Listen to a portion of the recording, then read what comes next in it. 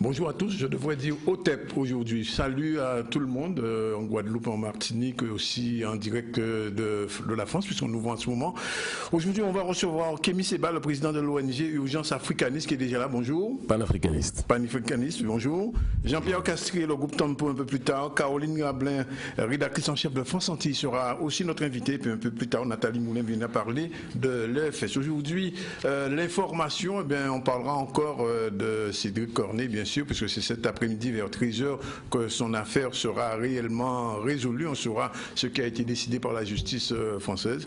Mais pour l'heure, nous allons nous entretenir avec Kémy Séba. Alors, si vous ne le connaissez pas, vous avez tort. Kémy Séba, c'est un leader panafricaniste. Depuis plusieurs années, il se bat en Guadeloupe, pas encore, mais en France, en tout cas, quelquefois en Afrique, ou quelquefois il a été... souvent en Afrique. Souvent en Afrique, où il a été refoulé il y a quelque temps, on se souvient, il y a eu toute une affaire autour de Kémy Séba qui avait brûlé un billet de franc CFA parce qu'il mène un combat contre le franc CFA, le franc colonial, comme on l'appelle en Afrique. Nous, ici, nous avons l'euro, à peu près pareil. Alors, Kémy Séba, merci d'être ici. C'est votre premier séjour en Guadeloupe. Quand vous foulez la terre guadeloupéenne, quel est votre premier sentiment? Même sentiment que j'ai à chaque fois que je vais à des endroits où notre peuple a été déporté. C'est-à-dire un sentiment d'émotion, un sentiment de tristesse aussi, parce que ça me rappelle à quel point notre peuple a été découpé comme un vulgaire morceau de gâteau et a été envoyé aux quatre coins du monde pour travailler la terre pour d'autres puissances que les nôtres. Et ça me rappelle aussi l'impétueuse nécessité et l'impérieuse nécessité pour notre peuple de nous rassembler, d'agir dans la même direction et de nous battre contre ceux qui sont à l'heure actuelle, à mon sens, les élites et l'oligarchie qui maintiennent en vie cette plantation. Et quand je parle de cette élite-là, je parle de gens qui peuvent être noirs, qui peuvent être blancs, de toutes les couleurs, parce que le capitalisme dérégulé, en réalité, n'a pas de couleur. C'est simplement ceux qui ont décidé de jurer fidélité au pouvoir de l'argent plutôt qu'au code de l'honneur. Alors, je disais tout à l'heure que vous menez un combat panafricaniste. C'est la dernière fois qu'il y a eu un leader qui le faisait, c'était Kadhafi. Avant lui, il y a eu le président du Ghana à l'époque. C'est un combat difficile aujourd'hui en Afrique. Il y en a eu d'autres. Il y a eu Thomas Sankara. Il y en a eu Sankara aussi, c'est vrai, qui a été assassiné. Il y a eu Malcolm, il y a eu Khalid Mohamed. Il y a eu des tas de gens qui ont fait un travail honorable dans cette direction-là. On est dans une course de relais. Nkrumah était quand même l'un des... Bien sûr, avec la doctrine du consciencisme, qui est une doctrine que bon nombre de frères et de sœurs se doivent d'apprendre et de connaître. Mais j'ai envie de dire, pour rebondir sur ce que vous disiez au commencement, que notre combat, on le mène. J'ai commencé ça va bientôt faire 19 ans que j'ai commencé l'activisme politique pour notre peuple, au départ dans la diaspora, et au bout d'un certain temps, à mi-parcours, nous sommes rentrés sur le continent, parce que, comme dirait Marcus Garvey, il est nécessaire de rentrer à la racine pour mener le travail aussi de résurrection, de reconstruction des nôtres. Et donc on a arpenté et sillonné tous les pays d'Afrique, dans un premier temps de la zone franc, parce que c'est dans cette réalité qu'on est circonscrit pour l'instant. Et c'est aussi dans cette région-là, de la zone franc, que se trouve la situation la plus dramatique pour notre peuple. Le taux de développement humain dans cette région-là est des plus catastrophiques, parce que tout est lié au processus de cette plantation coloniale française en Afrique, d'où l'acronyme de CFA. Et lorsqu'on s'attaque au CFA, on n'est pas simplement dans une doctrine monétariste qui vise à donner la sensation que notre seul problème, c'est qu'on veut changer de monnaie et puis après tout va être réglé. Non, c'est un système qu'on essaie de déconstruire. Le colonialisme français, le néocolonialisme français a une particularité qui est que ils ont réussi à retourner le cerveau de notre peuple et à faire croire que même lorsque nous étions pourtant en esclavage, et nous le sommes aujourd'hui sous d'autres formes, que tout allait bien, parce qu'on était intégré dans le processus de l'universalisme français. Mais dans l'universalisme français dont parle le colon, l'homme noir et la femme noire sont toujours les dernières roues du carrosse, et notre travail aujourd'hui, c'est un travail de déconstruction.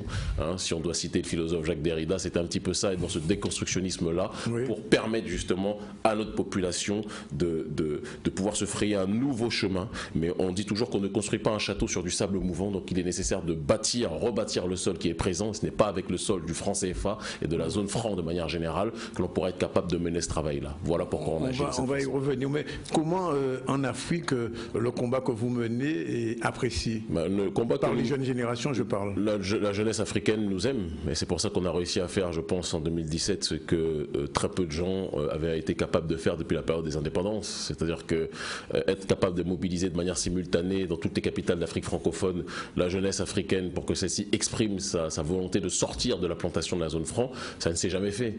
Il ne faut pas oublier que c'est dans les années 1940 que le franc CFA a été institué.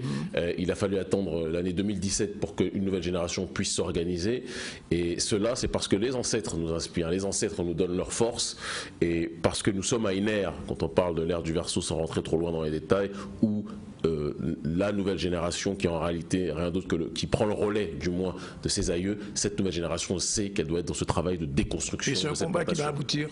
Si on ne le mènerait pas, si on n'était pas persuadé que ça aboutirait, et je pense que c'est parce qu'on est près de l'aboutissement que les élites de la France-Afrique sont en train de se déchaîner contre nous. C'est pour cette raison, si notre combat ne portait pas, on ne nous aurait pas expulsés du Sénégal. Il ne faut pas oublier que ce n'est pas le peuple qui nous a expulsés du Sénégal, c'est le gouvernement aux ordres de l'oligarchie française. Vous êtes toujours interdit là-bas au Sénégal? Je suis interdit toujours d'accès là-bas, mais par la grâce de Dieu, j'ai ma nationalité béninoise que j'ai pu récupérer. Même de toute façon, si je l'avais eu, on m'aurait expulsé de toute façon.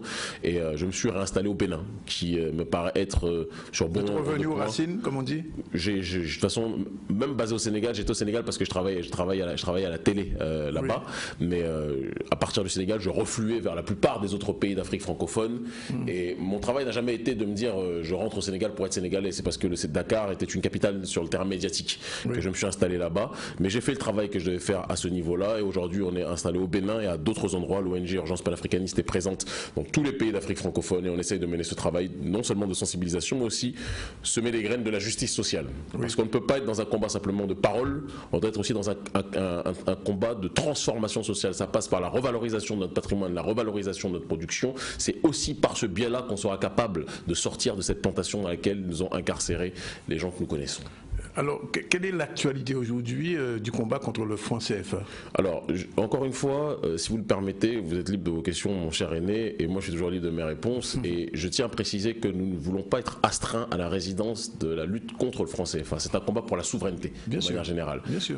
Mais je vous réponds quand même en vous disant que on a mené une campagne donc toute l'année dernière. Avant ça, on était dans une campagne de lutte contre l'esclavage des Noirs en Mauritanie. On a contribué à la libération de 8 prisonniers politiques qui luttaient contre ça là-bas. Et après, notre ONG Urgence panafricaniste a pris comme dans son cahier des charges l'impérieuse nécessité d'exposer la problématique du franc CFA. Aujourd'hui, les dirigeants africains qui se sentent acculés, c'est la première fois de l'histoire depuis la création du franc CFA que les dirigeants français, dans un premier temps, se sont prononcés en disant que si les dirigeants africains veulent sortir du franc CFA, c'est leur responsabilité. Évidemment, les autorités françaises ne veulent pas que nous quittions le franc CFA, et derrière les rideaux, ils font tout ce qu'il leur possible pour maintenir leurs nègres de maison dans la plantation, nègres de maison que sont, qu'on le veuille ou pas, nos dirigeants. Et parce que ces dirigeants-là aujourd'hui sont peureux et sont véritablement des êtres pleutres pour la plupart, personne n'a osé, à part certaines déclarations d'intention telles que le président tchadien qui a eu des déclarations courageuses sur ce terrain-là. En dehors de lui, personne n'a tenu de propos allant dans le sens de la sortie de cette tentation. Par contre, ils sont dans une logique de nous proposer soi-disant une nouvelle monnaie unique pour la CEDEAO, et ils veulent nous faire croire que c'est par ce biais-là que nous allons sortir de la réalité de la plantation monétaire qu'est le CFA, et ils veulent nous faire croire en gros que notre combat n'est plus nécessaire sur cet aspect-là, parce qu'ils ont trouvé à l'heure actuelle une alternative. Nous ne croyons pas à cela. On sait aussi que la Banque mondiale est liée au futur projet justement de monnaie de la CEDEAO. On est très regardant sur ce sujet. Nous sommes en train de préparer parallèlement un certain nombre de mobilisations, mais on est dans une logique aussi d'élargir le spectre de notre combat politique. C'est-à-dire que, comme je vous l'ai dit au départ, le franc CFA n'était qu'un des leviers de la grande problématique de la souveraineté. Nous parlons d'autodétermination. C'est-à-dire qu'à l'heure actuelle, la France-Afrique, de manière générale, elle a plusieurs tentacules. Elle a la tentacule militaire, elle a la tentacule politique, elle a la tentacule économique via le franc CFA, bien sûr. Mais c'est un ensemble de choses. Et nous, notre travail aussi, c'est de faire en sorte que la population puisse, face à toutes ces tentacules, exprimer un certain nombre de, non seulement de pensées, de réflexions, mais aussi être dans une logique de se prendre en charge et montrer d'autres voies que celles qui nous sont imposées généralement sur ce terrain-là. Et ça passe aussi par cette logique de la consommation de notre production plutôt que être toujours dans une logique de valoriser ce que les autres nous imposent. Vous êtes en train de dire qu'il faudrait une deuxième indépendance au pays africain? Totalement. Je pense que j'ai même dire deuxième indépendance voudrait faire croire qu'il y en a une. La vraie. Il n'y en a jamais eu. Oui. Il n'y a jamais eu d'indépendance et il faudrait que l'indépendance prenne lieu véritablement et c'est ce pourquoi nous combattons au quotidien. Et cette année, on va le dire, je pense qu'on ne doit plus être dans le tabou. Nous, notre démarche politique et notre obsession politique, c'est de lutter contre la malgouvernance. Parce que vous avez parlé du franc CFA. Le franc CFA, on aurait quitté cette plantation monétaire si les présidents africains, face à la levée de cette jeunesse africaine, avaient pris leurs responsabilités. Mais les présidents africains sont les pions, sont les proxys du gouvernement français. Il faut qu'on soit capable de le dire, en tout cas dans la zone franc. Et donc notre travail, ça va être de faire en sorte que tous ceux qui sont dans cette logique de malgouvernance, comme ça s'est passé dans tous les pays, on va s'attaquer à ces derniers. C'est ce que nous commençons à faire. Et quand je dis à s'attaquer, ce n'est pas dans une démarche de violence, c'est une démarche civique. La société civile, c'est elle qui est aujourd'hui le centre de gravité du pouvoir politique. Et être dans cette logique justement de mobiliser nos forces, que ce soit au Congo-Brazzaville où on a un criminel politique à la tête de l'État qui s'appelle Sassou Nguesso, que ce soit dans des pays comme le Cameroun où Paul Biya est présent depuis aussi longtemps que les dinosaures existent dans l'histoire de la Terre, que ce soit dans ces différents pays ou même parfois dans des pays où les gouvernants, les dirigeants sont élus démocratiquement en réalité mais ne sont rien d'autre que les instruments de la finance internationale comme c'est le cas avec Alassane Dramati Ouattara. Notre travail, c'est de faire en sorte que ces derniers se sentent fragilisés face à une société civile qui est en train de prendre ses responsabilités. Et c'est ce dans quoi nous nous engageons aujourd'hui. Il y a eu le printemps arabe, et on sait aussi que le printemps arabe, il y a eu beaucoup de manipulations exogènes. Donc nous ne serons pas dans cette démarche-là, mais la révolution civique que nous sommes en train de mettre en place et qui a commencé avec ce billet brûlé, soyons clairs, d'accord, ça va dans le sens de pousser à la démission ces dirigeants qui en réalité sont des élites qui se délitent et qui ont donné, qui ont prêté serment vis-à-vis de forces exogènes mais qui ont plus que jamais trahi leur mission par rapport à notre entité endogène que constitue notre peuple. Alors vous êtes en Guadeloupe qui est, selon certaines personnes dont moi, nous le disons clairement, c'est un pays colonisé. Bien sûr. Quel est le message que vous voulez délivrer aux Guadeloupéens? Le même que nous délivrons partout, parce que quand je viens en Guadeloupe, je n'ai pas la sensation de venir dans une autre contrée que la contrée africaine. C'est notre peuple qui est ici présent, ce sont les mêmes réalités à différents, avec quelques petites subtilités évidemment qu'il n'est pas nécessaire de nier, d'accord, mais il n'en demeure pas moins que c'est une partie de notre peuple qui est colonisée, et nous disons toujours une chose qui est que face à une oligarchie qui a décidé de concentrer tous les pouvoirs, et ce depuis un certain nombre de siècles, il n'est pas normal que pendant 4 siècles notre peuple travaille la terre et que les richesses de ce pays-là soient concentrées à 90% aux mains d'une élite qui représente 5% de la population. Et dire cela, ce n'est pas être dans une logique d'être dans l'apologie au racisme ou l'apologie à la haine. Mais parler de la problématique béquée et du manque de justice sociale qui existe dans ce pays qu'est la Guadeloupe et in extenso dans les Caraïbes, c'est quelque chose qu'on doit être capable de dire. Quand on parle de la problématique du chlordécone et que le chlordécone, on sait que cet insecticide-là a été interdit depuis 1976 aux États-Unis, a été interdit dans les années 80 en France, et on vous dit que la Guadeloupe, soi-disant, c'est la France, mais à la Guadeloupe, même l'Union européenne autorise à ce qu'on diffuse le chlordécone ici, qui crée après des maladies dramatiques pour notre population. Cela doit rappeler aux nôtres ici que nous sommes toujours dans une situation coloniale. On nous impose la vie chère ici, alors qu'en réalité nous vivons dans des conditions rudimentaires ici, et c'est quelque chose qui est lié, quoi que l'on dise, à la problématique de ce qu'on peut retrouver en Afrique. Si on doit être capable d'établir un parallélisme avec les institutions de Bretton Woods sur le continent africain, avec la Banque mondiale, avec les plans d'ajustement structurel, les populations les plus pauvres vivent dans des conditions dramatiquement intense sur le continent africain. L'accès aux soins est dramatiquement plus cher sur le continent africain que ça l'est en Occident. L'accès à l'eau potable, c'est la même chose. Il y a des tas de choses qui sont des besoins humains prioritaires pour notre peuple et auxquels on n'a même pas accès sur le continent, sauf si on fait partie de l'hyperclasse africaine qui se reconnaîtra. Donc, entre les problèmes qui sont là-bas et les problèmes qui sont ici, il y a des corrélations, une corrélation à établir et un certain nombre de connexions qui doivent être mises les unes à côté des autres pour que nous puissions être capables d'avancer. Alors vous savez qu'il y a une difficulté dans ces pays des Caraïbes, particulièrement en Guadeloupe, en Martinique, où la fraternité entre Africains et Guadeloupéens, ce qu'on appelle les Afro-descendants, n'est pas toujours évidente. Comment vous ressentez ça? Moi, je vais vous dire les choses telles qu'elles sont. J'ai commencé dehors, mon activisme politique dans la rue, et ça m'a permis d'avoir un langage universel par rapport à tous les ghettos où je vais. Que j'aille dans des ghettos d'Amérique du Sud, que j'aille dans des ghettos en Afrique, que j'aille dans des ghettos en Occident, la problématique est la même. Et donc, quand je vais voir mon peuple, que ce soit dans les Caraïbes, j'étais à Haïti les années précédentes, dans les ghettos les plus sombres qui puissent exister, dont on ne peut même pas songer qu'ils puissent prendre place dans ce monde au XXIe siècle. Je parle le langage de cette fraternité-là, je parle ce langage de la justice sociale au mien, et c'est la même chose que je tiendrai comme discours, en termes de discours ici, et c'est la même chose que je tiens comme discours sur le continent africain. Nous sommes tous reliés par un certain nombre de problèmes qui sont obligés de nous pousser à l'unité, et dans la nouvelle génération, moi je le dis, je ne suis pas dans cette logique de voir antillais, africain. La nouvelle génération, on est issu d'un même peuple, et croyez-moi, la nouvelle génération dont on dit parfois qu'elle est dans une violence de black on black crime, des noirs qui se tirent dessus les uns contre les autres, elle est beaucoup plus intelligente, beaucoup plus éveillée, beaucoup plus consciencieuse qu'on ne peut l'imaginer. Simplement, elle a besoin qu'on parle un langage de vérité, et c'est quand on parle un langage de vérité à la jeunesse qu'elle prend ses responsabilités. Et moi je dis à cette jeunesse, à nos frères et sœurs qui se tirent les uns sur les autres et qui s'assassinent parce que le système fait tout pour qu'ils puissent se tirer dessus, et d'ailleurs il faut toujours se poser la question, qui fournit les armes à ces jeunes qui se tirent dessus et à qui profite le crime, que avoir une arme n'est pas le problème, la question c'est de savoir contre qui on oriente notre colère. Quand on orientera notre colère contre ceux qui nous assujettissent, contre ceux qui nous maintiennent sous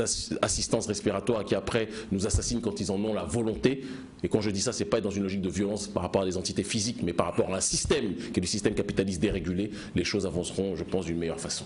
On prend une pause publicitaire pendant quelques minutes, on se retrouve pour la dernière partie de cet entretien. Je vous rappelle que vous êtes en direct du ZCL, en direct aussi de Radio Tension et C10 FM.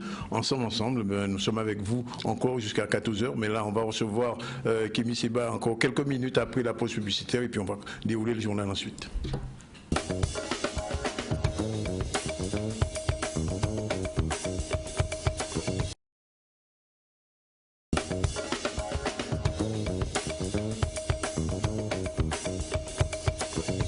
Voilà, il est 12h36 en direct du ZCL, en direct de C10 FM et aussi de RHT, Radio Tension. Je vous rappelle que nous sommes avec Kémy Séba, président de l'ONG Urgence Panafricaniste. Ensuite, nous allons recevoir Jean-Pierre Castries et le groupe Tempo. Nous parlons aussi presse avec la rédactrice en chef du journal France Antilles, Caroline Barlin, qui sera notre invitée. Et puis nous allons terminer avec Nathalie Moulin, chargée de communication à l'EFS. Deux petits mots sur l'information que nous allons développer tout à l'heure. Le président de région était hier à Petit Canal afin de traiter de la question de l'accompagnement des communes et de l'amélioration de l'habitat. Nous en parlerons. Nous irons ensuite à Paris où la députée de la Guadeloupe, je veux parler d'Hélène Christophe Vainqueur, est intervenue. Elle a tenu à faire un bilan de ses actions et lors d'une réunion commune avec le sénateur Victorin Lurel. Et puis on parlera de saison puisqu'on a l'impression en Guadeloupe il fait de plus en plus frais. Un météorologiste, un prévisionniste, Alain Muzelec, viendra nous expliquer de quoi il s'agit. Je retourne tout de suite avec Kémy Séba et on ne peut pas ne pas lui poser la question, cette polémique avec Claudie Siao, on pouvait l'éviter? Non, je pense qu'on ne pouvait pas l'éviter. Je pense qu'il faut qu'on arrête aussi de croire que parce qu'on est noir, on doit toujours penser de la même façon. Oui. L'unité, c'est dans la sincérité, dans la vérité. Et moi, je ne suis pas quelqu'un qui vit dans le tabou. Claudie est mon frère. Rien n'est regrettable du début à la fin de ce qui s'est déroulé. Le début, la chose qui serait regrettable, c'est pour moi qu'il accepte l'invitation de Macron. Il a fait, c'est son choix. On ne peut pas me demander d'être d'accord avec ça, d'accord. Et nous, on lui a jamais imposé de ne pas le voir. On lui a dit que quand tu te marches avec nous pendant un an et après que tu viens le voir, que tu acceptes d'être invité par lui au moment où nos militants sont arrêtés, mis en prison parce qu'ils manifestent contre sa venue, eh bien c'est une ineptie pour nous. C'est notre point de vue. Dire cela a fait en sorte que beaucoup de gens m'ont compris, d'autres ont fait semblant de ne pas vouloir comprendre, c'est leur choix. On a fini par se comprendre et se parler et s'entendre avec Claudie. Claudie est mon frère. Donc la guerre est finie. Mais je le dis, il n'y a pas de guerre qui a commencé. Enfin, je veux dire que les relations sont normales. Elles sont normales, mais il a sa voix, sa voix n'est pas la mienne. Ouais. Mais je pense que j'ai le droit de dire que notre voix, c'est une voix d'autodétermination, de rupture avec l'oligarchie française. La voix de Claudie est une voix de dialogue avec eux. Moi, je discute avec les Russes, les conseillers de Vladimir Poutine. Je discute avec les Vénézuéliens, Edi José Corcega. Je discute avec l'ancien président iranien Mahmoud Ahmadinejad. Je discute avec tous ceux qui luttent contre l'impérialisme occidental. Je ne discute pas avec l'hydre du capitalisme symbolisé par Emmanuel Macron et bon nombre d'autres. Donc c'est une voix, et c'est une voix qui a toujours existé. Il y a eu des Webb Dubois, il y a eu des Marquise Garvey, il y a eu des Luther, il y a eu des Malcolm. Moi je suis ni l'un, ni les uns, ni les autres, je suis Kémy Séba. Oui. Et ça me suffit complètement. Et Sillard n'est pas les autres non plus, il est Claudie Sillard. Mais je le dis, vous n'entendrez jamais Kémy Séba parler avec Macron. Et si je parle avec lui, c'est autour d'un débat télévisé où je dirais que nous ne voulons plus être sous tutelle coloniale. Mais ce n'est pas pour manger des petits fours avec lui, ce n'est pas pour dialoguer avec lui, ce n'est pas pour chercher palabre avec lui. Nous allons en prison pour nos idées. Voilà. Et donc, quand si on me demande est-ce que je regrette, non, je ne regrette absolument pas d'avoir dit ce que je pensais sur cette situation-là. Et je pense que c'était nécessaire de. Est-ce qu'il a compris, Kémy Séba? Mais il a très bien compris. Claudie est mon frère, hein. Mais c'est pas parce que c'est mon frère que, comment dirais-je, on est obligé d'être dans la même voie. Il y a toujours eu historiquement des frères et des sœurs qui étaient proches et qui voulaient rester avec la France. Moi, je dis qu'il y a au sein de notre peuple des gens qui voudraient voir une Afrique souveraine. Et notre peuple, quand je dis Afrique, c'est notre peuple qui serait dans une logique souveraine. Et il y en a d'autres qui veulent voir en la France le roi dont ils voudraient être la reine. Oui. C'est un petit peu ça. Eh bien, je dis toujours que sur le terrain des idées, il y aura un combat qui se fera. Et je pense que ceux qui prônent la collaboration avec l'entité française ne tiendront pas longtemps dans l'arène. Et dire cela, ça n'empêche en aucun cas que j'exprime ma fraternité pour Claudie. Ça reste un frère. S'il est en danger, il sait très bien qu'il comptera toujours sur les nôtres. Ça, c'est quelque chose de très clair. Il faut que ce soit précisé. Mais sa voix n'est pas la mienne. Et je pense que ça fait 5 siècles qu'on essaie de s'intégrer. Parfois, on nous a intégrés de force. Parfois, on a voulu le faire de nous-mêmes, s'intégrer à la maison de Babylone. Ça ne nous a jamais rien donné. Ça ne nous a donné que déconstruction, qu'aliénation. Et quand on dit toujours que chat échaudé craint l'eau tiède, oui. Là, on a été brûlé.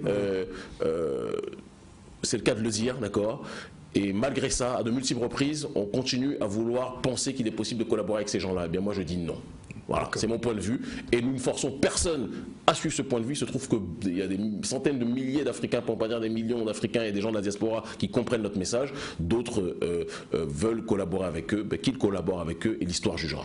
2 petits mots, Kémy Séba, sur cette conférence qui aura lieu ce soir à 19h à Goyave.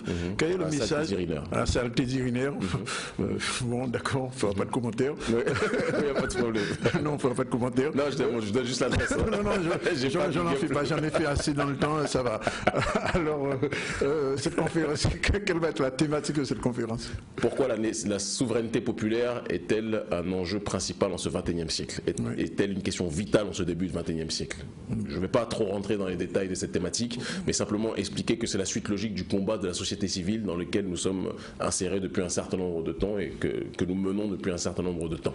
On part du principe, et c'est résumé par un adage qui dit que ce que les élites ne font pas pour le peuple le fera lui-même. C'est l'essence même de cette logique de souveraineté populaire qui doit être comprise et qui doit être intégrée dans la réflexion, dans la mentalité, dans l'esprit de notre jeunesse, mais pas seulement, aussi dans l'esprit de nos aînés sur le continent et dans sa diaspora royale que symbolise les Caraïbes de manière générale. Vous avez, Kémy Séba, un parcours particulier ici, puisque vous allez rencontrer Lido Mota, l'ancien leader du LKP, et je sais aussi que vous allez rencontrer les mouvements indépendantistes guadeloupéens. Pourquoi vous avez voulu faire ce parcours singulier? On nous attend là, on me fait signe qu'on nous attend, mais simplement je prône l'indépendance partout pour notre peuple, donc il est tout à fait logique que je rencontre les indépendantistes. J'ai appris qu'il y a des gens qui ne sont pas forcément indépendantistes, même qui veulent nous voir, peut-être qu'ils sont en train de venir vers une voie de radicalité. J'ai cru comprendre, je ne vais pas citer son nom, mais qu'il y a même un député du système, un frère qui voudrait nous voir. Nous, on tend la main à tout le monde, on l'a dit, tant que ce sont des gens de notre peuple ou des révolutionnaires d'autres couleurs, peu importe. Et c'est dans cette voie-là qu'on essaie de se diriger. Vous m'excusez, on me fait signe que je dois aller, parce qu'on a une autre émission. On doit y aller. Merci voilà. en tout cas d'être venu ici, Kémy Séba. On va passer tout de suite à l'actualité, puisqu'on va revenir à nos fondamentaux. 14 février, que pensez-vous de cette date du 14 février? Eh bien, c'est pour beaucoup de gens la fête de la Saint-Valentin. Cette date tombe le même jour aussi d'un match important du PSG en Ligue des Champions, et c'est aussi le moment du carnaval. Eh bien, Canal 10 a voulu savoir un peu plus sur tout cela. Question dans la rue, réponse.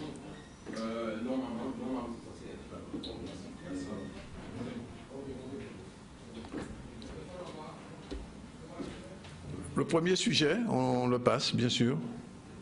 Ce soir, le maire avait quelques inquiétudes au niveau de la mise en place du comité de pilotage pour l'aménagement du quartier de Grand B.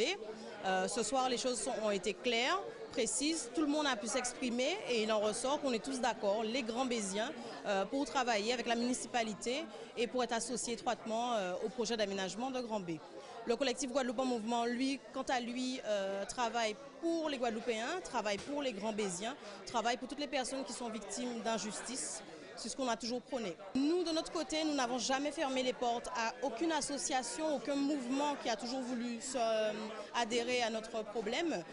Sur Grand B, les Grands-Béziens, les Guadeloupéens, tout le monde est bienvenu. À partir du moment qu'une injustice est mise en place, il faut qu'elle soit réglée. Et peu importe d'où, de quel horizon, Guadeloupe, Martinique, Guyane, Guadeloupéens, Gozériens, Grands-Béziens, Mornaliens, peu importe, on est là pour travailler et avancer sur des injustices. Je suis satisfait de cette réunion, puisque cette réunion nous a permis de renouer le contact avec les Grands-Béziens et sur la base d'un protocole que nous avions signé avec le sous-préfet et le collectif. Mais j'ai tenu à préciser que l'association de Grand-Bay n'est pas du tout exclue de ce dispositif. Bien au contraire, l'association a toute sa place, puisque c'est ensemble que nous réussirons Grand-Bay. Avec le comité de pilotage, nous allons penser Grand-Bay, voir très exactement ce qu'il faut faire, ce que la population attend. Donc nous avons commencé ce soir à écrire une nouvelle page. 12h45 dans le ZCL en direct de C10 FM et de RHC. Je vous l'ai dit, nous attendions, il est arrivé, Jean-Pierre Castries. Jean-Pierre Jérôme, pardon, on m'a dit Jean-Pierre. Jérôme Castries du groupe Tempo, un groupe qu'on a vu récemment aux Habits, mais c'était l'occasion justement de recevoir un peu ce musicien qui a lancé ce groupe. Alors, Jérôme Castries, Tempo, qu'est-ce que c'est au départ? Parce qu'on a l'impression, en écoutant comme ça le groupe, que vous faites beaucoup de ce qu'on appelait dans le rock avant du revival, c'est-à-dire vous prenez des anciens tubes que vous retravaillez, c'est un petit peu ça la démarche. Exactement ça, c'est exactement ça. Donc en fait, en réalité, pour tout savoir, ça fait 1 an et demi que je suis entré en Guadeloupe, donc j'étais en métropole, et c'est vrai que je faisais souvent la navette, je venais souvent en Guadeloupe ou en Martinique pour des festivals, donc je suis batteur professionnel, et je me suis rendu compte qu'en Guadeloupe, je trouvais qu'il y avait un manque en tout cas dans ce paysage musical de groupes qui reprenaient du zouk. On a du zouk, déjà les classiques en zouk, donc on a des groupes qui font beaucoup de compas ou autre comme style de musique, mais vraiment notre zouk à nous, je trouvais qu'il y avait un vrai manque à ce niveau. Donc du coup, depuis Métropole, j'y ai pensé, je me suis dit non, que quand je rentre, il faut que je monte une formation. D'où le nom Tempo. Donc Tempo, on peut dire tempo parce que par rapport à la batterie. Oui, bien sûr, on a compris ça. Et du coup, j'ai fait donc appel à Jean-Michel Lesdel au clavier, à Patrice Pas n'importe qui, hein, quand même. Hein. Mais ce sont des amis frères avant tout. Ah, d'accord. Voilà, ce sont des amis que avant de partir en métropole, je bossais déjà avec eux. D'accord. Et du coup, tout naturellement, j'ai fait appel à eux, donc à Patrice Hulman, Jean-Michel Lesdel, Claudie Durizo, Valérie Antiope à la percussion et Karim Verger à la guitare. Et donc le projet est né. Maintenant, ça fait 1 an. Un an déjà, ça fait vous circulez un petit peu partout et ça marche. Ben écoutez, oui, enfin. J'ai vu un extrait, enfin, j'ai vu un petit extrait l'autre jour aux Abîmes. C'est vrai que ça donne envie de danser. Bon. Et puis ça rappelle de très bons souvenirs parce que on a le sentiment, je vous le dis, vous êtes musicien, que depuis quelques années le zouk il stagne un petit peu. Ça manque un petit peu de. J'ai beaucoup entendu ça aussi. C'est un peu vrai. Vous savez, je vais vous dire quelque chose qui est très simple. Chaque année, depuis qu'on est dans les médias, à la fin de chaque année, on fait un retour sur l'année. Les tubes qui ont marché. 2017, je suis incapable de vous dire ce qui a marché. Qu'est-ce qui a fonctionné réellement. Il y a, bien sûr, on a entendu des sons, comme on dit, mais du point de vue de notre musique, de ce qui était, on n'est pas tout le temps dans la nostalgie, mais enfin, il y a 15-20 ans, on savait qu'il y avait un Saint-Éloi, il y avait un Kassav, bien sûr. Bon, mais j'aspire que les choses changent, en tout cas. C'est tout ce que je souhaite. En tout cas, nous, on est là pour justement donner de la fraîcheur au paysage musical guadeloupéen et autres et tout. On peut très bien se déplacer. Et d'où ce projet qui en effet les gens apprécient beaucoup. Donc le fait qu'on revisite les classiques. Donc quand je parle de revisiter les classiques, on les met au goût du jour, c'est-à-dire avec de nouveaux arrangements, avec que ce soit rythmique ou autre et tout. Enfin, c'est l'ambiance tempo. Et ce qui prône surtout, c'est la qualité musicale en fait. Alors quel est l'avenir de ce groupe? Parce que vous faites du live, mais traditionnellement, bon, on sait très bien aujourd'hui, les CD c'est plus comme avant, tout est sur YouTube, etc. Mais est-ce que vous avez l'ambition d'aller jusqu'à l'enregistrement un jour? Oui, mais bien sûr, parce que ça permet d'immortaliser un projet. Le fait d'avoir un support audio, que ce soit sur Internet ou même un CD, ça permet d'immortaliser le projet. Donc c'est-à-dire qu'on parle de tel ou tel projet parce que justement il y a tel album de telle année ou tel disque de telle année. Et si on ne le fait pas, ben donc ça veut dire que, alors quelle forme ça prendra? Ça prendra la forme des classiques retravaillés ou des nouveautés? Non, je pense que ce sera du tempo. Ce sera du tempo, tout simplement. Après, les gens nous mettront où ils veulent. Mais ce sera du tempo tout simplement, toute humilité, on va faire ce qu'on est, ce qu'on aime et on fera avec ce qu'on est aussi, c'est-à-dire qu'on a quand même Jean-Michel Lesdec, un super pianiste, on a quand même un super chanteur. On le connaissait plutôt dans le classique ou dans le semi-religieux. En effet. Donc c'est vrai qu'il maîtrise ce style de musique et c'est vrai que Jean-Michel ne jouait pas de zouk à l'époque, donc il pourra vous le dire et puis depuis que je suis rentré, je l'ai mis au zouk. Et très bien d'ailleurs. Et ça, voilà, il s'en sort très très bien, c'est génial. Mais il est très doué Jean-Michel, hein. Très doué, il est incroyable. Mais toute l'équipe, je peux parler de Claudie Durizo, Udman, de Valérie Antiope, super percussionniste, Karim Verger qui est le plus jeune du groupe, mais très doué, très doué, il a 22 ans. Vous faites pratiquement que de la scène en fait. Oui, on fait que du live, on fait que ça. Bien sûr, on a monté cette équipe pour ça, ben oui, mais il n'y a pas mieux que le live. Il n'y a pas mieux que le live, comme je dis, je dis souvent redonnons au live la place qu'il mérite parce que je trouve que ça manquait beaucoup en Guadeloupe en fait. Puis avoir surtout des spectacles de qualité. Je suis un peu embêtant sur ça quand je parle de qualité, c'est-à-dire que je dénigre personne ni aucun groupe, au contraire je suis très content de voir qu'il y a beaucoup de groupes qui existent ici, mais ce qui m'embête souvent c'est la qualité musicale, c'est-à-dire je parle dans la façon de jouer ou bien même de chanter, et souvent on fait avec les moyens du bord, ce que je respecte, mais nous sommes des professionnels, c'est-à-dire que j'en vis, je suis professionnel, je suis interprète de spectacle, donc je me dois en tout cas de faire de la musique de qualité pour... Et voilà, il y aura pas un autre Castri dans le groupe plus tard? Un autre Castri? Oui. J'en connais au moins deux. Non, il y a beaucoup de Castri, mais il y a mon frère. Musicien. Oui, bien sûr. Donc il y a déjà mon frère. Mais en effet, on est issu d'une famille de musiciens. Donc il y a mon père qui est musicien, Marcel Castri. Il y a mes oncles, Lucien Castri, Tony Castri qui sont dans Poker JBZ. C'est une grande famille de musiciens. Il y a mes cousins. Il y a Jean-Fred Castri qui est à l'école de Séfrim au Moule, justement. Tout à fait. On en a plein d'autres. Dominique Castri, qui est chef, qui est le président du groupe Masco. Il y a du côté de ma mère aussi, de Maréchaux, Maurice Maréchaux, qui était un grand saxophoniste de Port-en-Louis, qui avait l'école justement de Port-en-Louis aussi. Enfin bon, c'est énorme. C'est une lignée en fait. On va dire ça comme ça. Voilà. Bon, alors, on va écouter tout à l'heure un petit extrait de... non, on n'est pas encore prêt. Il est en train de le chercher, l'extrait vidéo qu'on aura. Alors, je voulais vous demander, quand vous faites votre répertoire de classiques du zouk, comment vous faites le choix? Parce que quand même, le répertoire du zouk depuis la création du premier zouk aujourd'hui, il y a de quoi. En effet, c'est énorme. Donc c'est un gros travail. Je fais la sélection chez moi, c'est-à-dire que il faut savoir Donc je pense que tous les Guadeloupéens ont forcément des classiques chez eux. Oui, c'est clair. Donc du coup maintenant il faut choisir. Donc je commence déjà par faire ce que j'aime. Oui. C'est déjà plus simple. Oui. Et ensuite, une fois que j'ai fait une première sélection, il faut monter le medley. Donc qui dit montage de medley, donc ça veut dire que il faut prendre en compte le tempo du morceau, il faut prendre en compte la tonalité, pour voir comment on va faire les arrangements, comment on va les enchaîner. Faut penser à tout ça. C'est un gros boulot, mais le résultat. Oui, le résultat, il est à la hauteur des espérances et il y a bien longtemps que les Guadeloupéens ne s'étaient pas retrouvés dans ce style-là. Alors, c'est un style un peu particulier et vous pensez l'exporter? Est-ce que vous avez vécu longtemps en France? Alors, oui, en effet. Alors déjà, on est parti à Saint-Barth. On a fait le 31 à Saint-Barth. Oui. On est censé jouer ici à Marie-Galante. On a aussi des propositions en Martinique et Paris aussi. Donc c'est déjà pas mal. Oui, un groupe un jeune groupe de Nantes, c'est déjà très un jeune groupe avec de gros stars quand même. Hein. On va pas dire des stars, des amoureux de la musique. Toute humilité, toute simplicité.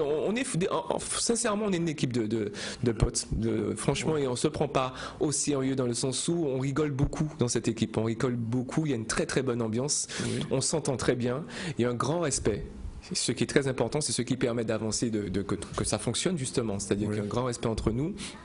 Et donc, on fait tout ce qu'on fait, on le fait sans contrainte ou quoi que ce soit. Voilà. Le seul mot d'ordre, c'est la qualité musicale. Et vous répétez beaucoup? On répète. Oui. Alors beaucoup, pas assez pour moi, pas assez à mon goût. Voilà. Vous êtes exigeant sur la profession.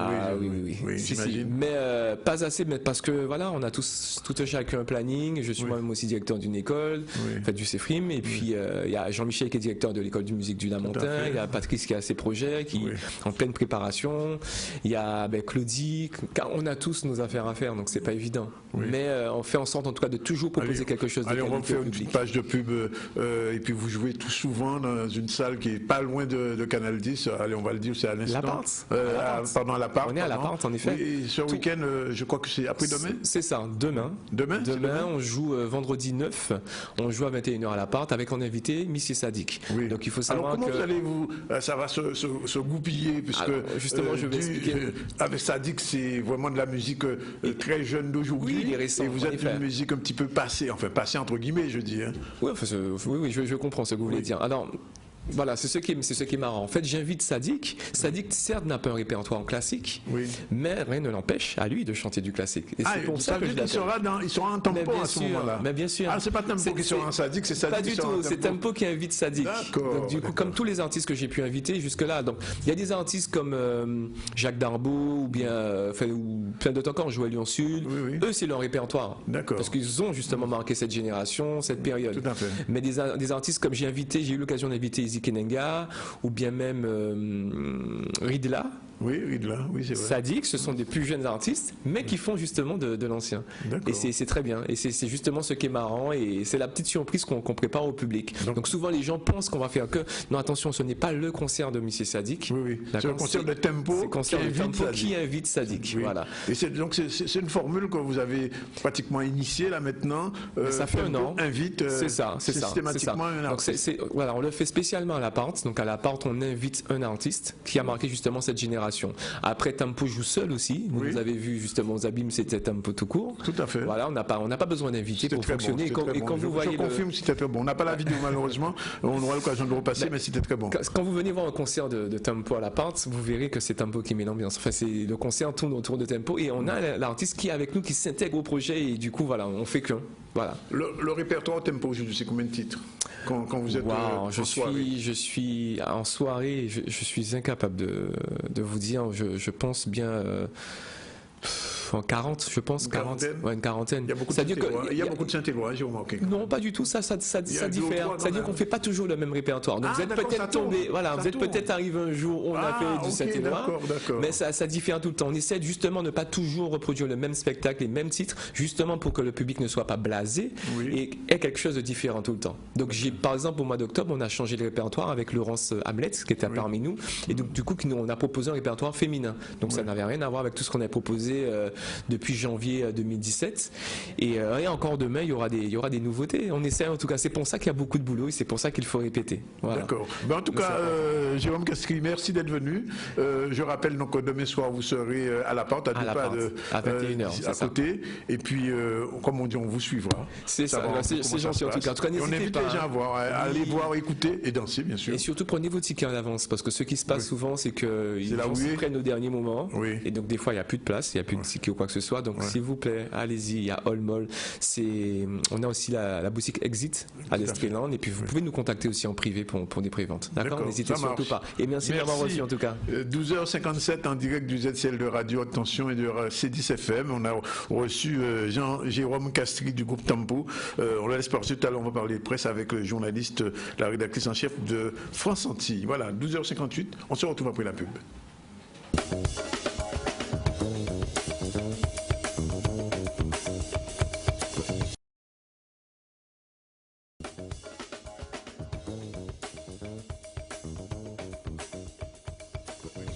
C'est pas ce qui était fait.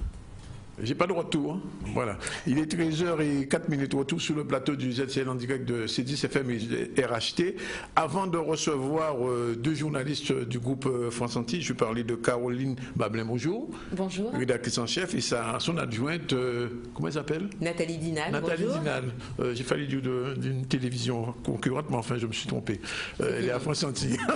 Voilà. Donc on va revenir sur l'actualité. L'actualité, effectivement, c'était la visite hier dans le nord grande terre du président de région Henri Chalus. Il s'est rendu à Petit Canal afin de traiter des questions d'accompagnement des communes et l'amélioration de l'habitat. Il a aussi présenté un plan de réforme. Par la suite, il devrait se rendre également dans la ville d'Anse-Bertrand, où dans ses déplacements, d'après ce qu'il dit, s'inscrivent dans la continuité des visites engagées précédemment par le président de région. Tout de suite, les images. On a énormément de travaux pour rattraper le retard que l'on a en matière d'infrastructure. Et donc il s'agissait aujourd'hui de voir dans un premier temps à quel niveau étaient les travaux opérés déjà et engagés par nos services dans l'enfouissement du réseau dans le bourg. Et par la suite, la région va passer pour le revêtement de la chaussée et pour la réalisation des trottoirs. Donc il s'agissait d'ajuster avec le président nos ambitions et aussi l'accompagnement que la région pouvait opérer chez nous à Petit Canal. On va améliorer les conditions de vie au quotidien de la population. Il faut savoir que les trottoirs réalisés vont permettre le déplacement de personnes à mobilité réduite et ce sera aussi, je dirais, une amélioration dans le bien-être de la population. Et nous avons profité de ce déplacement du président pour lui présenter l'évolution des travaux aussi au niveau de la maison de l'agriculteur et de la ruralité, parce qu'il faut savoir que les services de région nous ont accompagnés au niveau du FEDER pour le financement de ce bâtiment. Nous sommes aujourd'hui, mercredi, en visite normalement à Anse-Bertrand et nous avons profité de notre passage pour voir un peu, comme il l'a dit, l'avancée des travaux entamés sur Petit Canal. Nous allons revenir bientôt à Petit Canal en séance de travail avec la municipalité sur les dossiers que la région aura à cofinancer, que ce soit en fonds propres et en fonds européens, sur le projet que le maire a présenté à la population lors des élections en 2014 pour qu'il puisse mener à bien son programme. Depuis quand même 1 an et demi, nous faisons la tournée des communes. En 2017, c'est 34 millions que nous avons accompagné les 20 communes de Guadeloupe, au moment où la Martinique, avec un budget de 2 milliards, mais 11 millions.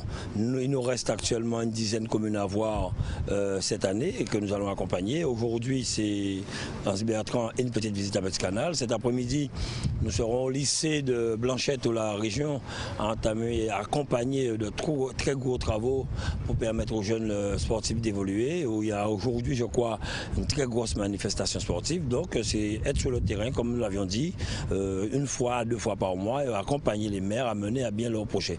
Et comme je l'ai dit, nous accompagnons chaque commune, c'est la population qu'on accompagne, et nous aurons aussi une visite avec Madame Dagonia d'amélioration de l'habitat en Anse-Bertrand aujourd'hui, parce que nous sommes aussi à 5 millions d'accompagnement, et normalement à Petit Canal aussi, mais nous ferons cette visite quand nous viendrons à Petit Canal.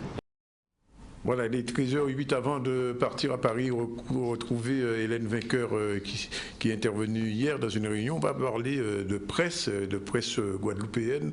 On parle de France Antilles, le journal quotidien qui a eu il y a quelques mois quelques difficultés et qui semble vouloir redécoller. C'est la raison pour laquelle nous avons invité Caroline Bablin, bonjour. Bonjour. Rédactrice en chef, et son adjointe Nathalie Dinan, bonjour. Rebonjour Danick.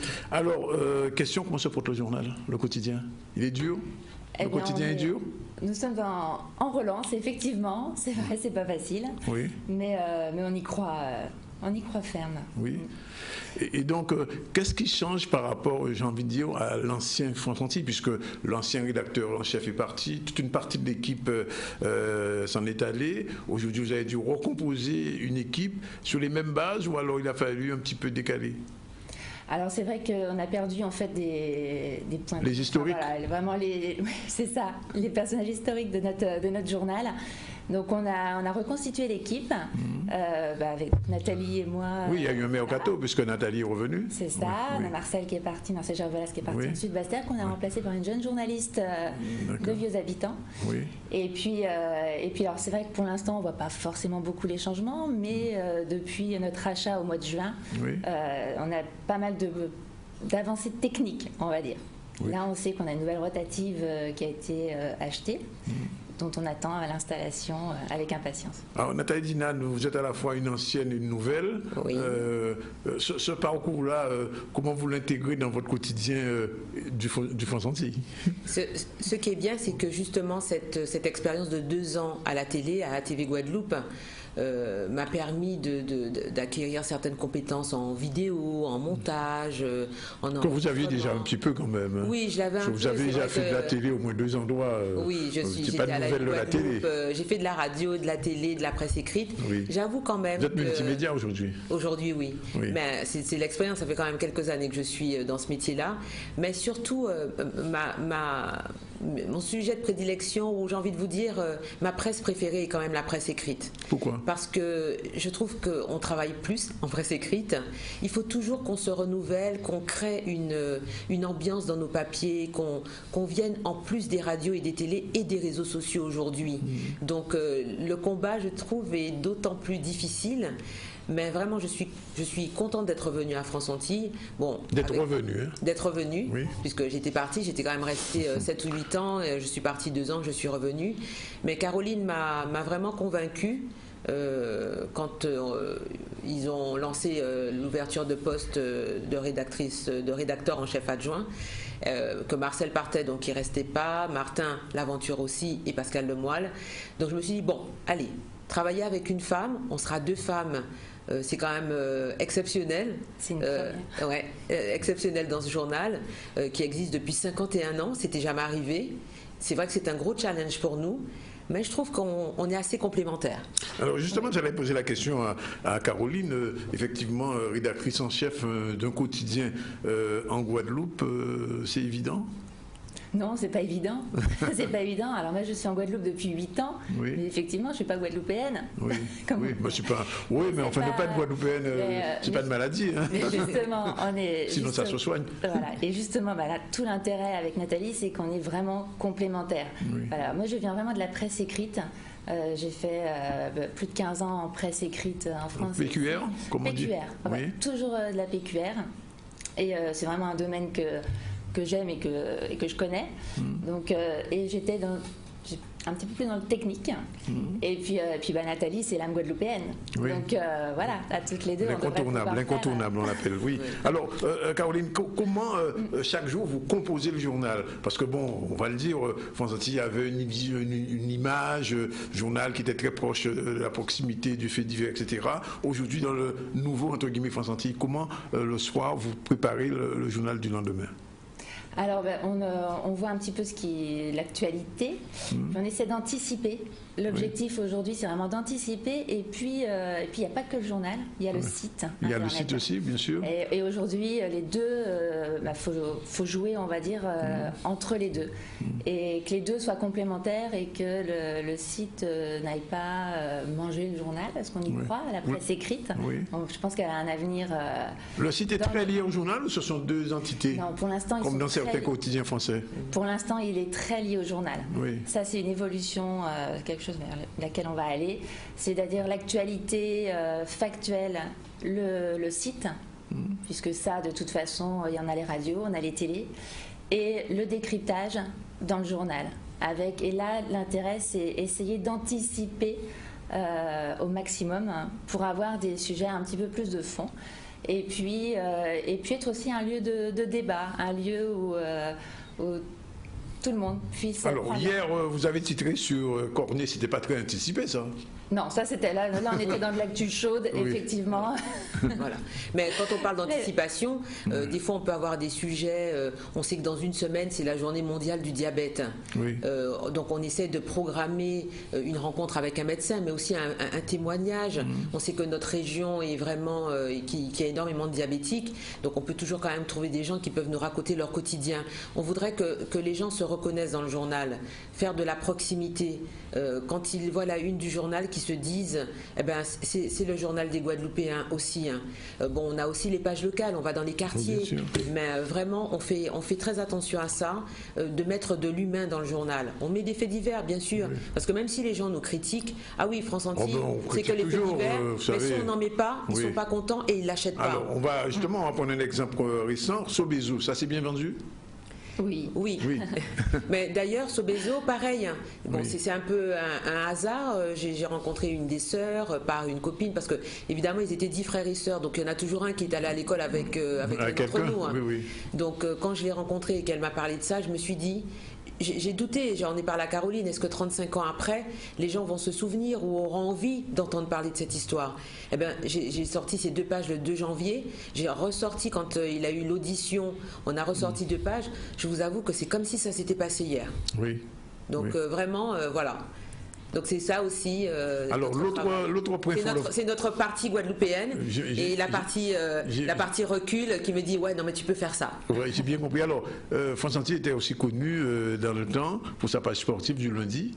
Alors Caroline, est-ce que vous avez réussi à remettre le sport à sa place dans France Antilles? Nous avons chaque lundi un cahier sport de 12 pages. 12 pages quand même. 12 pages tous les lundis. Oui, tous les lundis entre 8 et 9 pages de sport local. D'accord. Oui. Et avec nos sports nationaux Guadeloupe, j'ai envie de vous dire, beaucoup de cyclisme, beaucoup de foot, du basket et après aussi des sports qu'on voyait moins comme la voile, le surf, des choses comme ça. Vraiment, on donne la parole à tout le monde aujourd'hui. Alors l'autre question qui se pose et qui se posait, c'était la différence on va dire économique, pas éditoriale, avec ce qui se passait en Martinique, puisque on sait que France Antilles Martinique a eu des problèmes un petit peu avant France Antilles Guadeloupe, et que France Antilles Guadeloupe est même venu au secours de France Antilles Martinique. Est-ce qu'aujourd'hui les choses commencent à s'accorder? Oui, on essaie de travailler vraiment en groupe. Enfin, moi, je travaille bien avec Rudy Rabatali, qui est le rédacteur en chef de Martinique, son adjoint Cyril Boutier, et on essaie vraiment de travailler un peu plus, et puis avec la Guyane aussi France Guyane, ça fait aussi partie de notre groupe. Et aujourd'hui, c'est Herman Roselli qui a été nommé à la tête, il est rédacteur en chef de France Guyane, et comme on le connaissait un peu aussi, donc c'est vrai que la collaboration est assez fluide, et Rudy Rabatali et Cyril Boutier en Martinique, c'est un peu nos alter ego, c'est pareil, un Martiniquais et un Blanc France comme on dit, et franchement, ça fait très longtemps que Cyril est normal, c'est France Antilles. Voilà. Aussi. Mais franchement, le binôme marche bien, ils sont assez complémentaires, et nous aujourd'hui, on les a rencontrés hier encore, on était en Martinique, et franchement, ils sont très volontaires et très simplement, ils ont vraiment envie qu'on collabore tous les 3 ensemble et qu'on uniformise les 3. Quoi, faire un France Antilles Guyane commun? France Antilles, Guyane, Martinique, Guadeloupe, Martinique, Guadeloupe, non. Mais au moins, on en a parlé un moment. Mais là, pour l'instant, en tout cas, c'est pas dans nos. J'en ai pas entendu parler personnellement. C'était un petit peu pendant la crise, un moment, on disait est-ce qu'il faut la faire un France Antilles, un seul. Et puis avec Quitta. C'est jouable ça? Pour l'instant, c'est pas envisagé, puisqu'on a même 2. On garde nos rotatives chacun. D'accord. Et puis nos spécificités aussi. Hein. Oui, non, après on peut avoir des échanges, effectivement, des échanges d'articles, de travailler un peu plus, parce que bon, voilà. Pour mutualiser. Par exemple, ce chlordécone, oui, bien sûr. On peut travailler ensemble. Est-ce que la une de demain est déjà prévue? Oui. C'est un secret de l'annoncer? Non. D'ailleurs, on avait même fait la promotion. Ce sera notre cahier spécial programme du carnaval. Ah, ben oui, bien sûr. On a quand même un gros cahier. Un gros cahier de 8 pages avec les parcours, les programmes, des reportages sur des chorégraphes, les magasins de tissus. Enfin, vraiment, on a vraiment bien balayé tout sur le carnaval. Matin, tout sur le carnaval. Il est super. Ouais. Alors, je pose aussi la question, puisqu'on m'a dit de vous la poser, ben je l'aurais posée de toute manière. Quelle est la place du créole dans le France entier? Avec Nathalie Dinan, il est incontournable. Oui. On aimerait bien. De temps en temps, on fait une en créole. Oui. Oui. Oh oui. Ah oui, mais de toute façon, déjà, je suis pour. Oui. Je ne suis pas pour qu'elle soit systématique. Non, mais vraiment, quand le sujet s'y prête, ou même Caroline, des fois, dès qu'elle parle de carnaval ou de manifestations vraiment purement guadeloupéennes, tout de suite, elle m'appelle, elle me dit, bon, Nat, t'aurais pas justement cette traduction en créole, une expression pour que ce soit plus, ça touche plus les Guadeloupéens. Oui. Donc, il y a une grosse place. Et en plus, Caroline m'a proposé aussi qu'on fasse une page créole. Carrément? Oui, carrément. Une rubrique. Et qui écrira ça? Avec des créolistes, avec des créolistes. On a commencé à discuter, mais bon. On va pas révéler les sources. D'accord. Alors, avant-dernière question, on en a parlé un petit peu rapidement tout à l'heure du site. Est-ce que France Entier est prêt à affronter le choc du numérique? Parce que vous savez que hier, ici même, on décryptait un petit peu votre campagne d'affiches et la décrypteuse nous disait est-ce que la campagne faite aujourd'hui veut progressivement toucher des jeunes générations? Parce qu'on voyait quelqu'un avec une tablette numérique, alors ça veut dire que France Entier est déjà dans le saut du numérique? Oui. Mais d'ailleurs, au moment où on vous parle, on a une partie de nos journalistes qui sont en formation pour 2 jours, spécifiquement sur l'écriture web. Oui. Voilà. Et de même, il y a 2 jours également, c'est ça, mardi, on a lancé notre nouvelle liseuse sur tablette, portable, de façon à pouvoir feuilleter le journal. Il y a une appli France Entier, je crois. Oui, il y a une appli, oui. Et sinon, il y a la liseuse qui est accessible par le site classique et qui est beaucoup plus agréable à la lecture. Alors, est-ce que vous avez le sentiment, Caroline ou Nathalie, que le lectorat revient? Parce que c'est la question essentielle, c'est l'argent, c'est le nerf de la guerre. C'est-à-dire, la dernière fois que j'avais vu le mois, elle me disait oui, que vous avez perdu beaucoup de lecteurs. Alors, est-ce que le retour au lectorat, c'est évident? Parce qu'un journal qui a 50 ans, ça veut dire que les gens qui avaient 50 ans quand il s'est lancé, ils ont 100 ans aujourd'hui, comme ma mère. Ils ont juste 70 ans, parce qu'ils lisaient entre 10 et 20 ans, ils lisaient déjà. Oui. Non, moi je trouve que oui. C'est-à-dire qu'il faut aussi qu'on s'intéresse, qu'on publie dans le journal ce qui intéresse les gens. Oui. De plus en plus, il faut qu'on fasse de la proximité, de la vie pratique, des sujets qui vraiment intéressent les gens. Mais je trouve que oui, depuis les difficultés de France Entier et leur achat, les gens ont peut-être eu peur que France Entier disparaisse parce que quelque part, ils considéraient ce journal comme une institution et qu'on n'avait pas besoin du patrimoine aujourd'hui. Voilà, du patrimoine. Mais n'oubliez pas que France Entier est une entreprise privée. Nous devons le vendre, ce journal. Oui, bien sûr. Donc, quelque part, on fait tout pour retrouver notre lectorat et inciter aussi les gens à lire en mettant dans le journal des articles un peu plus courts, plus dynamiques. Qu'est-ce que t'en penses, Caro? Oui, c'est ça. La question qui tue, je la pose quand même. Oh, tu vas répondre, Caroline. Oui. Alors, est-ce que France Entier, c'est toujours France Menti? Alors, non, ça n'a jamais été. Ou alors quand ça l'a été, nous n'étions pas là. C'était avant. Mais on fait vraiment, c'est vrai que c'est la plaisanterie des gens des fois qui peuvent vexer nos journalistes. Parce ça vous vexe quand on vous dit ça, Nathalie? C'est-à-dire que des fois je peux bien le prendre de journalistes qui lisent beaucoup le journal ou de gens qui lisent beaucoup le journal et qui nous sont très fidèles parce que je sais qu'ils me taquinent. Le ton fait la chanson. Mais de personnes comme ça qui arrivent et qui passent leur temps sur les réseaux sociaux sociaux, non. On vérifie nos informations, particulièrement en presse écrite, parce que de toute façon, ça reste. Et il y a un vrai travail qui est fait de vérification de l'information, de recoupement et de croisement des infos, des avis, etc. Donc non, c'est ça. Si ça a été une période, c'est terminé. Merci en tout cas d'être venus toutes les deux nous rassurer un petit peu parler de Fonsanti. Je rappelle que demain, la une, ce sera sur le carnaval. Oui. Un cahier de 8 pages. Un cahier de 8 pages. Tout sera dit. Tout sera dit. Tout le programme, toutes les infos pratiques pour assister à tous les défilés. Oui. La prochaine fois, on recevra les responsables du TV Mag. Enfin, ça s'appelle plus TV Mag, en fait. Non, le Mag. Aime le Mag. Bien, on va savoir si on l'aime. Direction Paris, justement, moralisation de la vie politique, hydrocarbures, contrat aidé, autant de dossiers sur lesquels Hélène Christophe Vainqueur, députée de Guadeloupe, est intervenue. Elle a tenu à faire un bilan de 6 mois à l'Assemblée nationale française lors d'une réunion commune. Avec qui? Avec le sénateur Victorin Lurel, qui était à la une de Fonsanti il y a 2 jours. Tout de suite, les images avec Maurice Cessé. Alors, les principales actions qui ont été à l'Assemblée, c'est une présence effective sur tous les textes.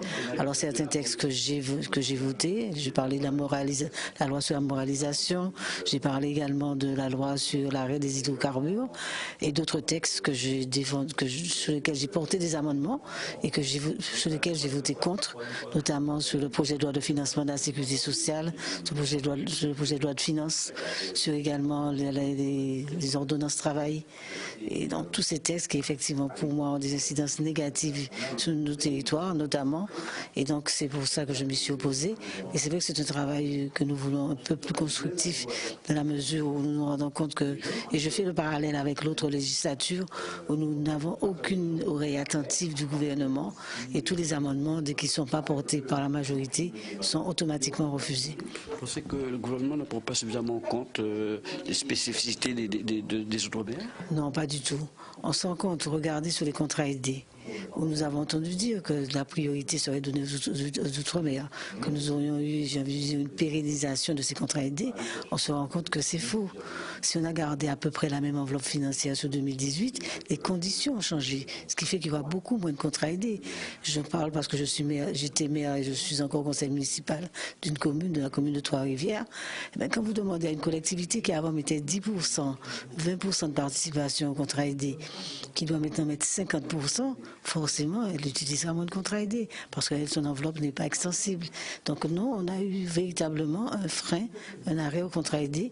Et même si ce n'est pas la panacée au niveau du travail, parce que c'est pas un travail qui est pérennisé, mais au moins qui permet d'avoir pour une fois la possibilité d'être occupé. On sait quelles sont les difficultés que nos jeunes rencontrent, que les conséquences liées, j'ai envie de dire, à l'oisiveté, notamment au niveau de la délinquance et tout le reste. On sait quelles sont les difficultés qu'ont les personnes de certain âge, également dans le cadre du recours à l'emploi. Et donc, il faut absolument que nous puissions avoir un autre type de contrat, même si ce ne sera pas un contrat aidé, mais une possibilité d'accompagner les entreprises qui ont du mal également, un tissu économique très difficile, qui ont du mal à embaucher. Et je pense que les contrats aidés sont véritablement une des réponses à notamment la montée du... Il est pratiquement 13h25 dans ce ZCL un peu spécial qui a commencé, je vous le rappelle, vers 12h15 avec Kémy Seba. Si vous avez raté l'entretien avec Kémy Seba, vous pouvez toujours le retrouver partir de demain sur le ZCL.tv, c'est notre site d'information. Mais aussi, Kémy Seba sera ce soir en conférence à la salle Teddy Riner à Goyave. Quand on parlait de Teddy Riner tout à l'heure, Kémy Seba et moi, on a rigolé. Pourquoi? Je vous le dis, c'est parce qu'on s'est rappelé qu'il y a quelques années, lors des Jeux Olympiques, Teddy Riner avait embrassé, fait un baise-pied, on peut dire, à son entraîneur, et ça, on ne l'avait pas accepté. Bref, c'est du passé. Donc, nous allons parler un peu du temps, puisque depuis quelques jours, à Saint-Claude, la semaine dernière, il faisait 14 degrés. Alors, on se demande, est-ce que les saisons ont changé? Pourquoi cette baisse de température dans notre pays? La plupart des gens qu'on interroge se demandent, mais qu'est-ce qui se passe? Pourquoi subitement il fait plus froid en Guadeloupe que les autres années? Le climat est-il déréglé? Eh bien, on a fait le point avec un prévisionniste de la météo, Alain Muslek, c'est tout de suite.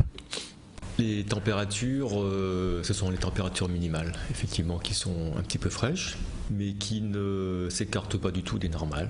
On est dans la période de l'année où il fait un petit peu frais le matin. D'ailleurs, c'est pas plus mal parce que ça permet à l'organisme un petit peu de récupérer. Mais ce sont des températures qui sont tout à fait de saison. Alors, nous avions des températures qui étaient au-dessus des normales saisonnières jusqu'à il y a peu. On a connu une petite baisse des températures minimales, donc on a l'impression qu'il fait plus frais. Il fait réellement plus frais, mais ce sont des températures conformes aux normales saisonnières. On a un temps de saison actuellement.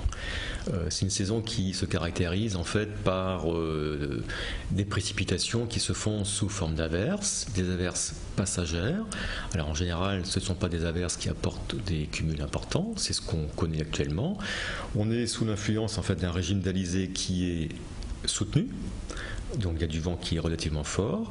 Dans cette alizé, il y a des nuages qui circulent. Par moment, il y a des nuages qui sont un petit peu plus nombreux. Donc on a des petits passages un peu plus marqués d'averses, mais pas d'apport de précipitations en grande quantité. C'est ce qu'on a connu hier en particulier. On a eu des cumuls qui ont atteint 30-40 mm sur le relief. Ça, voilà, ce ne sont pas des quantités importantes, mais ce sont des quantités, on va dire, conformes, à analyser, parfois humides, dans cette saison qui s'étend, on va dire, de décembre jusqu'au mois de mars. Déjà, il y a une dizaine de jours, on a eu un passage de vent relativement soutenu, avec une mer qui s'était développée en rapport avec la force du vent. On va encore le connaître ce week-end. On va avoir un week-end, là, pendant les 5 jours à venir, donc le week-end de carnaval, qui va être placé sous le signe d'un vent soutenu. On a analysé assez costaud, on va dire. Une mer également qui va être formée en relation avec la force du vent. Et puis, parfois, des passages d'averses, mais sans apport de quantité importante. Voilà, donc c'est typiquement, on va dire, un temps qui est conforme à ces mois de carême.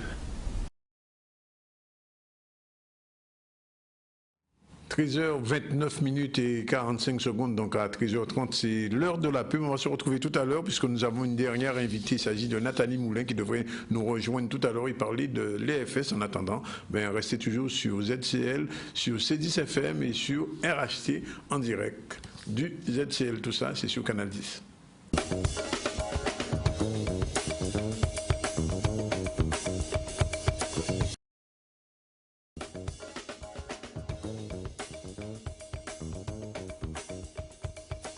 Voilà, 13h36, je vous rappelle très rapidement que le président de la région, Henri Chalut, c'était hier à Petit Canal, puis à Anse-Bertrand, on l'a vu tout à l'heure. Il y a une réunion du collectif de Grand B, puisque vous savez que la question de l'aménagement de cette région, de ce quartier de Gosier, pose toujours problème. On a aussi parlé des saisons, puisqu'il fait de plus en plus froid, semble-t-il, dans notre région, puis je peux le confirmer, puisque à Trois-Rivières et à Saint-Claude, en ce moment, le matin, nous à 14 degrés, on est obligé de sortir en pull. Et puis nous avons reçu tout à l'heure Kémy Seba en a parlé. Il sera ce soir en conférence à 19h au Gosier, si ça vous intéresse. Et puis maintenant, nous allons recevoir Madame Nathalie Moulin. Nathalie Moulin, c'est la chargée de communication de l'EFS. Bonjour. Bonjour. Et donc, vous avez choisi, Nathalie Moulin et l'EFS, de faire le don du sang lundi gras. Tout à fait. Ouais. Une journée exceptionnelle. C'est particulier, le lundi gras, les gens sont plus gras, c'est quoi? C'est important pour nous, hein, le lundi gras, même si les gens sont en vacances et qui préparent le grand déboulé. Oui. Mais nous, voilà, derrière, on a 2 jours chômés durant lesquels on ne pourra pas collecter, mardi et mercredi décembre. Et donc, c'est important pour nous en amont de ces jours-là d'organiser un événement pour inciter les Guadeloupéens à venir donner leur sang pour pallier à ce manque. Et il manque toujours du sang? Toujours, oui. Régulièrement. Comment ça se fait? Les Guadeloupéens ne sont pas de bons donneurs ou ils sont avares de leur sang? C'est quoi le problème? Pas trop. Ils ont peur? Alors il y a la peur, c'est vrai qu'on a du mal à fidéliser les donneurs. C'est-à-dire qu'un homme peut donner jusqu'à 6 fois dans l'année, une femme jusqu'à 4 fois dans l'année.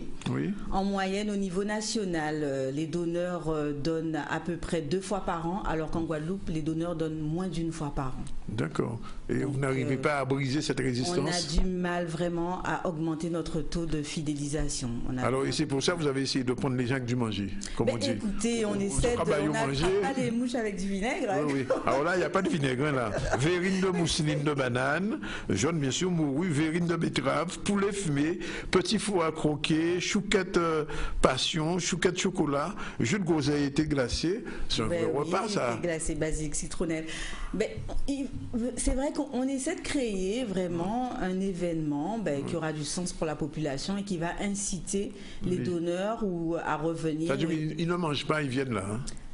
Ce jour-là à midi, puisque c'est à partir de 8h. Quand même, il faut rappeler qu'avant de donner son sang, il est important d'avoir mangé. Ah, il faut quand même manger. On ne vient pas à jeun. Oui. Non, il ne faut pas venir. Mais par rapport au menu qui est là, il ne faut pas beaucoup manger. Si tu veux faire le plein là, j'ai pas l'impression. On prend à emporter à la on peut venir avec son petit peu, waouh.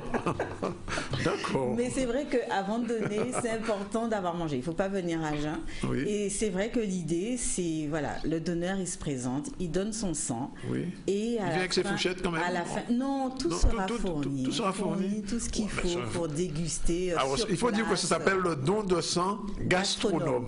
En fait, c'est un chef qui est un chef de saveur. Alors, on est avec Foodil, on organise ça en partenariat avec Foodil et donc et Saveurs Subtiles, et c'est un chef en fait qui va concocter cette collation gastronomique. Alors il faut quand même rappeler Madame Moulin que la Guadeloupe manque de sang. Et que la période qu'on a à l'Est, il y a toujours des accidents, il y a de plus en plus d'accidents graves, les gens ont besoin effectivement de sang, de se faire transfuser. Oui, ça c'est important de le rappeler. C'est vrai qu'on a du mal à fidéliser nos donneurs de Guadeloupe ou à recruter de nouveaux donneurs, mais on est sur une île. On est sur une île accidentogène, criminogène, on a pas mal de cas. Et puis, on est soumis à des risques sismiques, cycloniques, etc. Donc, à tout moment, c'est vrai qu'on n'attend pas la catastrophe, mais il faut se prémunir de cela, il faut être prévoyant. Et c'est important que la banque de sang elle soit toujours bien remplie pour pouvoir subvenir aux besoins des malades. Oui. Parce que quand on n'a pas de produits sanguins, ce qu'on fait, comme c'est souvent le cas, on est obligé de commander des poches de France métropolitaine. Oui. Donc ça induit aussi un coût pour nous, ce qui est dommage, alors qu'on est au moins 263 000 en Guadeloupe à pouvoir donner notre sang. Vous attendez combien de personnes lundi? Alors, c'est notre 3e édition. En général, on a entre 50 et 90 donneurs. Seulement? Mais ça dépend des jours. Vous voyez, là, c'est lundi gras. Oui. On a un objectif de 50 dons de sang. Parce qu'à partir de ces dons de sang, il va falloir qu'on prépare des plaquettes et qu'on mette à disposition ce sang-là pour les malades durant les jours gras. Donc c'est important que si 50 personnes se présentent, franchement, entre 8h et 15h30 lundi 12 février, ils bon. Ouais. On aura relevé ce défi. Il y a plus de 15 000 personnes qui regardent nous là actuellement. Mais c'est sûr que plus de monde viennent. Mais oui. Alors nous avons fixé quand même des objectifs. Et si 200 personnes viennent, qu'est-ce qu'on va faire? Pardon? Si 200 personnes viennent. Donc là, ça va être un peu compliqué, mais qu'il faut prendre un ticket là, c'est que premier arrivé, premier manger. 200 personnes, parce qu'on sait que c'est spécial, mais en tout cas, on est très optimiste. D'accord. Et on espère qu'il y aura entre 50 et 80 personnes pour se présenter. C'est jusqu'à 15h30, c'est ça? C'est jusqu'à 15h30. Il n'y a pas de musique cette année? Pardon? Il n'y a pas de musique cette année? Non, pas de musique. Il y a une année, j'avais vu, il y avait un groupe... Alors, on est en train de préparer aussi la journée mondiale c'est la journée mondiale, oui. C'est le 14 juin. Ah, ça c'est autre chose, ça, oui. La musique est à venir. L'année dernière, c'était avec la Viso, enfin... Voilà, oui, voilà, exactement. Je me souviens. Exactement, le trio La Viso. Le trio La Viso. Donc c'est le 14 juin, ça? Le 14 juin. Alors, je ne dis pas que c'est forcément Monsieur La Viso qui sera... Ah non, j'ai pas dit ça. Non, l'année dernière, j'ai bien dit... En général, le 14 juin, il y a de la musique, on fait intervenir des groupes...